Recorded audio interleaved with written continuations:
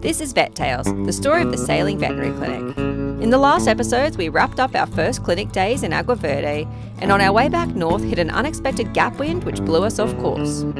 This episode, we provision with veterinary supplies, new crew, fuel and food to head back to Agua Verde to continue our animal projects.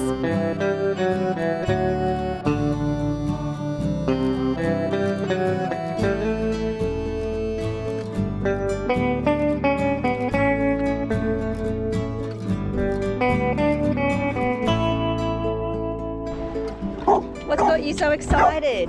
Oh, it's the birds. It's okay. It's just birds. I really got him psyched up.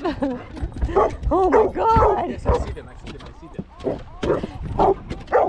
He basically barked at us until we came up and walked. He's very concerned about the birds.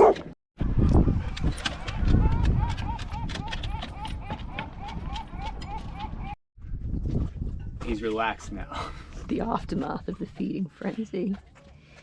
Now he's attached to Jim, he can finally rest. I think you're going to be stuck here a while though. Yeah, I'm not moving. He's got a solid grip. He's hanging on.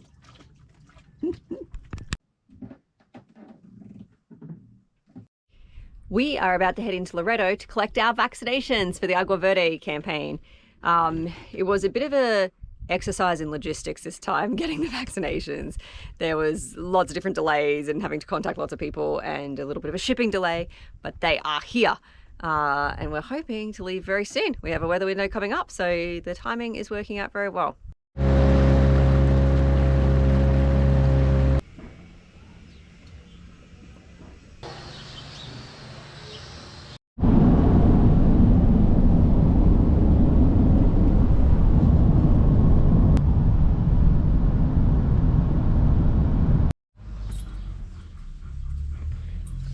We're just waiting for Jim to get back with some groceries and then we're heading to get vaccinations.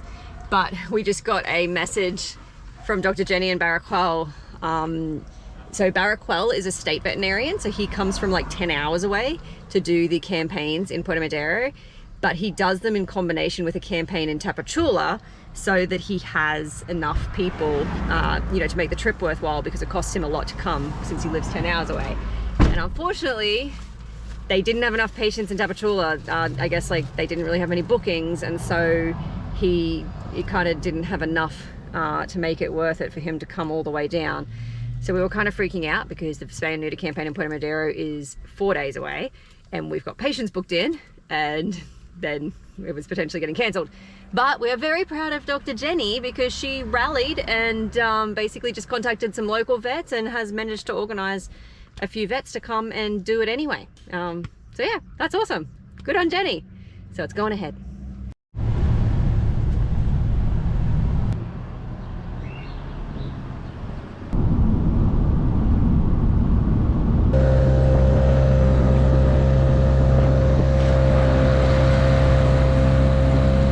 We now have almost 200 vaccinations.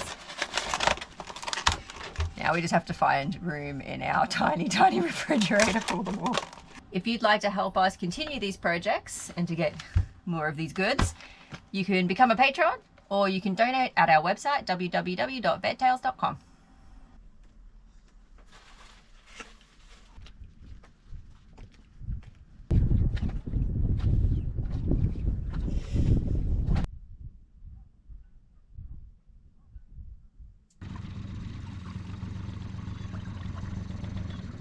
Ready for breakfast. You hungry, buddy? Stay in there.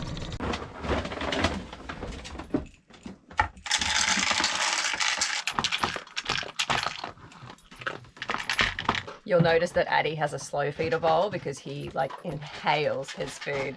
It slows him down a little. He's still a pretty fast eater, but it can help prevent things like bloating if they eat too quick, which can lead to their stomach turning in some large breed dogs, and also just prevents him getting hiccups or nausea because he's eaten way too fast.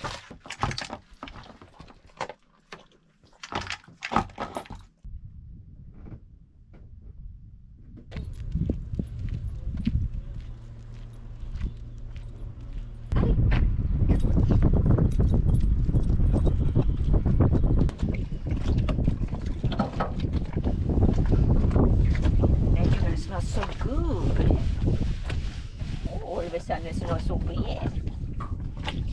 All of a sudden it almost feels kind of good.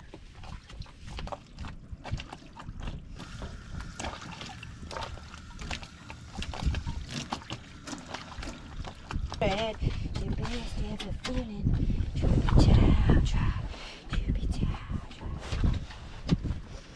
He really is like a duck. It's like really hard to get him wet, and then he's like dry again 5 seconds later. It's very strange.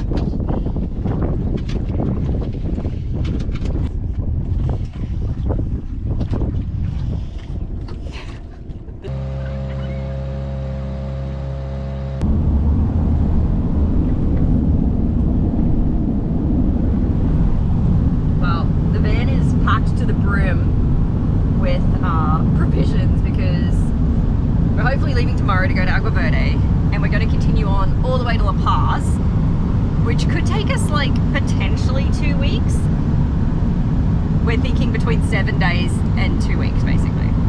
We're going to have Jim and me. We eat a lot.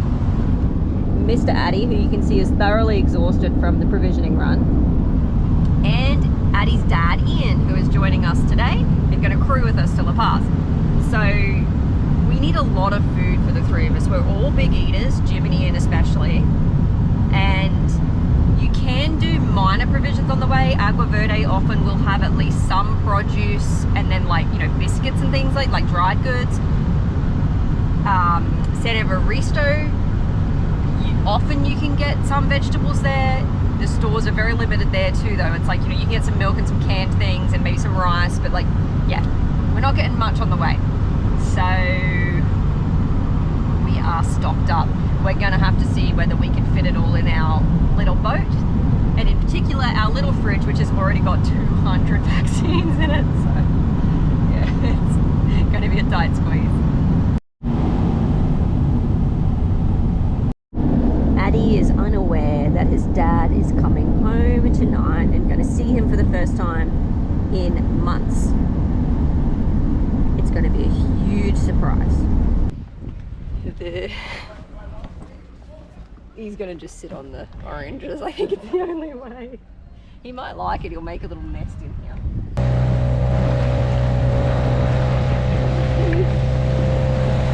But we are packed to the brim in this little dinghy. And it looks like there's a westerly kicking up whitecaps, so let's see how wet we get.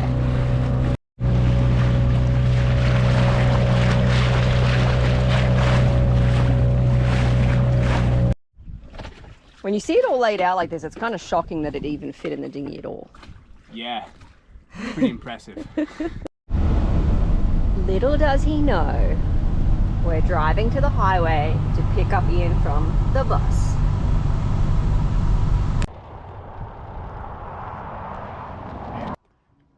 What is it? What is it? What have you seen? What have you seen? Hold on, hold on, hold on. Oh, hey. How are you? Hey. Hi. How have you been?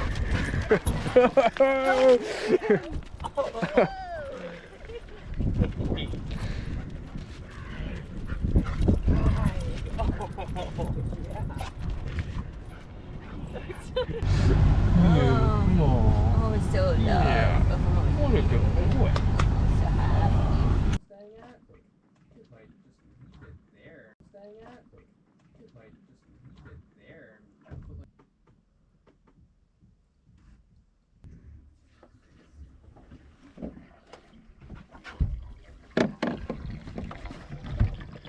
Filling up the tanks. 20 liters at a time. Filling up water and munching a sandwich. Well, our little fridge is packed. There's vaccines everywhere.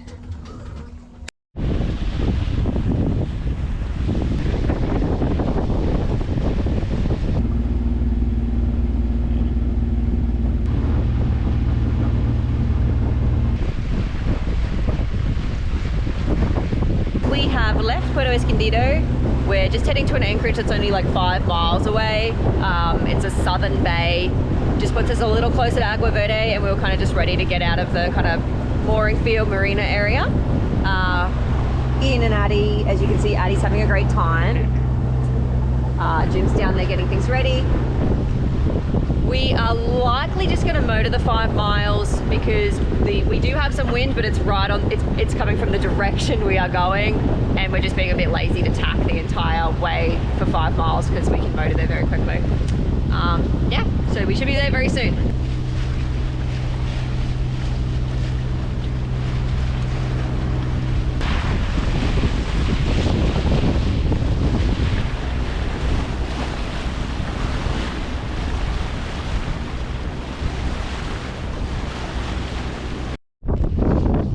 We are anchored up at Candeleros, protected from the southeasterly. Addie's very excited to be at another new anchorage that he loves.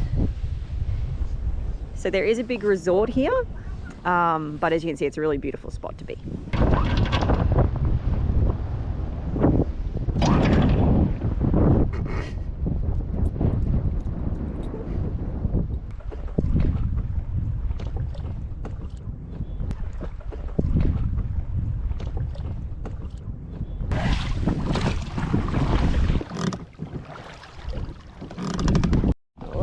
Shallow. Is he on your beach? Oh, yes. Oh. So that there is the entrance to Puerto Escondido. So as you can see, we didn't come real far. And then we'll be heading that way eventually. Obviously, we have to go around this to get out there.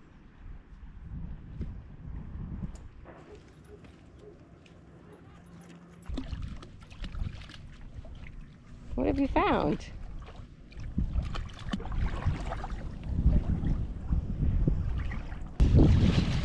It's pretty shallow.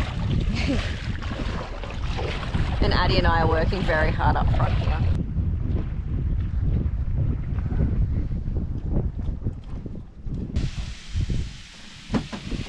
I don't even think I have to act like it.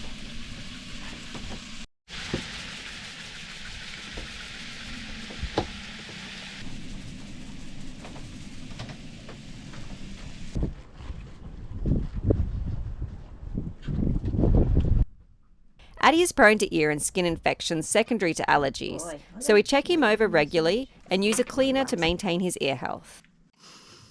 Oh, he's drooling. That's pretty clean. You want to look? It's quite clean. Can I look inside, please? Can you hear the squelch?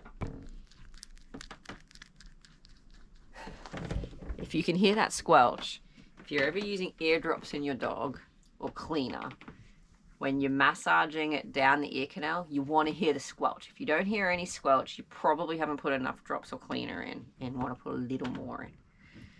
The squelch is good. Ultimately, it's only going to come out.